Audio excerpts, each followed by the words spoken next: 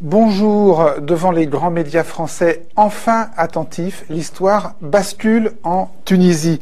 Alors que l'avenir du régime de Ben Ali, à l'heure où nous enregistrons cette émission, semble sur le fil du rasoir, nous allons revenir sur un mois de soulèvement tunisien et la manière dont les médias l'ont traité ou d'ailleurs ne l'ont pas traité. Et évidemment, on parlera aussi du rôle joué par Internet.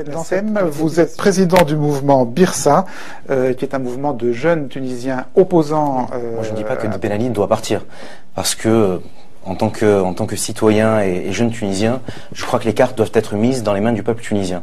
Et il n'y a pas d'appel à faire au président Ben Ali pour lui dire qu'il faut qu'il parte ou qu'il ne parte pas. Je crois qu'il, depuis 23 ans, il a été sourd à toutes les demandes du peuple, et je suis absolument persuadé, même aux demandes de ses conseillers ou de gens qui étaient assez raisonnables pour lui demander de partir. Je crois qu'aujourd'hui, il faut redonner la souveraineté au peuple. Il faut vraiment remettre les cartes dans les mains du peuple.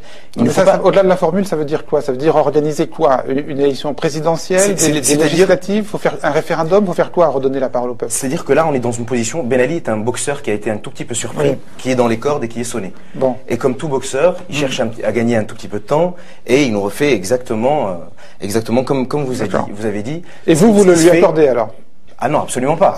Ah non. Nous, on n'appelle pas Ben Ali à partir, oui, on appelle le peuple, et dont je fais partie, à chasser le président Ben Ali. Ah, c'est vraiment très différent. D'accord, c'est différent. Non, c'est plus clair comme ça. Oui, non, je vous avais mal compris au début. Voilà, c'est-à-dire que il y a rien à demander à un tyran. Il faut demander à un peuple. Quand vous me dites qu'est-ce qu'il faut faire maintenant, je pense qu'il faut parler, si vous voulez, de façon à faire un vrai contrat social. Si vous me permettez, oui, d'un trait, mais c'est vraiment important. Oui. C'est que quand Bourguiba est venu en 56, il a fait un contrat social tout seul avec le peuple. C'est-à-dire qu'il a décidé, il a dit je décide tout ça pour les Tunisiens. C'était des mesures progressistes, certes, mais qui n'ont jamais été prises dans la concertation.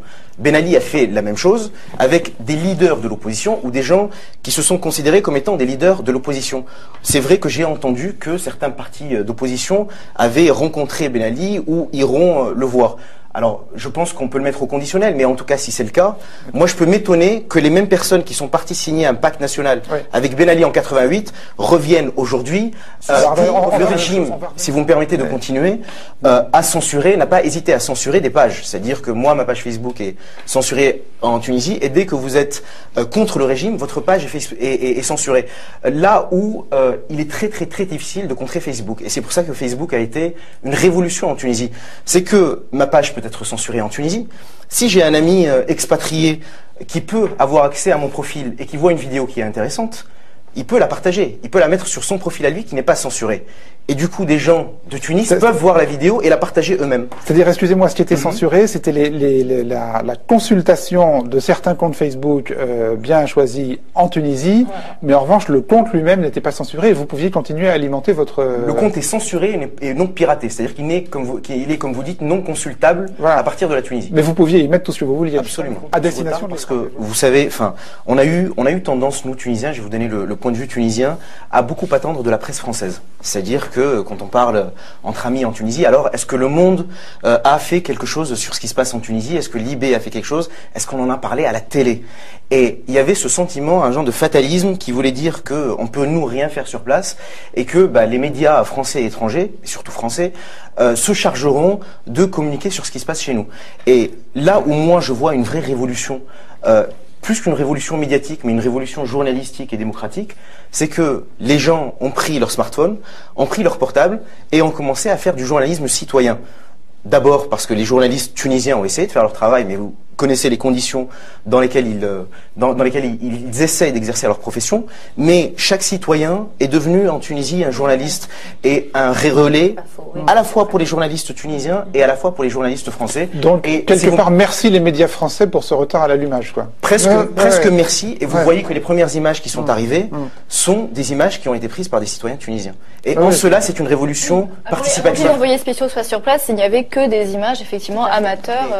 Il faut pas se leurrer, c'est une vraie révolte du peuple. C'est une vraie révolte du peuple. Et pour rebondir, si vous me permettez de répondre peut-être un tout petit peu tardivement à votre question, pourquoi il y a eu un traitement médiatique tardif, c'est aussi parce que les politiques de l'opposition, et y compris ceux qui étaient en France, n'ont pas d'abord été à l'origine de ce qui se passait, mais ont pensé que ça allait se terminer et n'ont pas canalisé le mouvement et n'ont pas pris le mouvement. Les hommes politiques, pour certains, n'ont pas su se positionner. C'est-à-dire qu'ils n'ont pas fait un travail. Ils n'ont pas fait un travail d'homme politique, c'est-à-dire qu'ils ont fait un travail de défenseur des droits de l'homme. Or, il y a des organisations des droits de l'homme, il y a la FIDH, il y a Amnesty, il y a des gens, il y a la Ligue tunisienne des droits de l'homme, pardon, dont le travail est justement de dénoncer les actes attentatoires à la liberté, à la dignité, les actes de torture. Excusez-moi, un travail de défenseur des droits de l'homme, c'est pas un travail politique ? La politique ne se résume pas à la défense des droits de l'homme. Certes, mais ça en fait pas partie. Ça en fait partie, mais ce n'est pas que ça. Qu'est-ce qui a manqué alors ? Quand vous faites de la politique, il a manqué un leadership. Un leadership vous intéresse sur sur la position des autorités françaises. Vous savez, enfin, j'aime bien le rappeler, on a eu notre indépendance un 20 mars 1956, et depuis cette date-là, on est un État, en principe, souverain. Et quand j'entends des amis français ou tunisiens me dire, mais est-ce que tu n'es pas choqué par le silence des autorités françaises?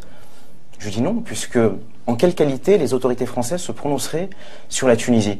Moi, j'y crois à notre révolution citoyenne, sincèrement et profondément. Au titre de la communauté internationale et au titre des conventions signées par la Tunisie. Non,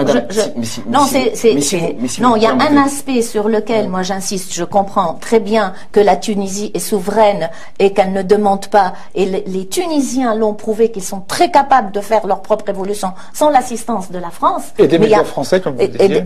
Et des médias français, vous l'avez dit. Mais cela dit, il y a une communauté internationale. Il y a des conventions que nous avons signées. Il faut le respect de ces conventions. Alors, est-ce qu'on peut laisser le jeune homme finir? Oui, très bien. Si vous me permettez, moi je suis d'accord. Je suis d'accord avec vous. Je crois qu'en Tunisie, on a vraiment besoin d'une révolution. Alors je sais que le terme est fort, mais c'est aussi une révolution des consciences, une révolution citoyenne qui est menée par les citoyens. On a besoin d'un mythe collectif fondateur.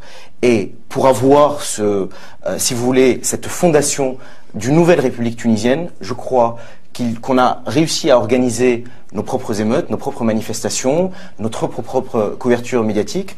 Je ne suis pas absolument persuadé qu'on ait besoin de la communauté internationale. Alors vous êtes dans votre rôle de la présidente de la FIDH. C'est pas un rôle. Hein. Non, mais dans votre rôle, dans cette position, mais bien entendu. Ça aide en général. Bien entendu. La communauté internationale. Je sais. Mais c'est-à-dire, avant d'attendre qu'on fasse les choses pour nous, faisons-les nous-mêmes. Et puis, pour vous répondre sur la question de l'armée, il y a eu un moment où beaucoup de Tunisiens ont appelé l'armée à prendre le pouvoir pour le peuple. Et si vous voulez, moi je suis totalement opposé à cette idée, parce qu'on a toujours attendu en Tunisie un homme providentiel, un nouveau prophète. Il faut bien entendu que l'armée se range du côté du peuple, comme les forces de l'ordre, mais ce n'est pas l'armée qui doit prendre le pouvoir, c'est le peuple. Alors, avec l'armée peut-être à la droite et les forces de police à gauche, parce que l'armée est aussi composée de citoyens, mais vraiment, si vous voulez, je crois profondément qu'on doit compter sur personne, sinon sur nous-mêmes.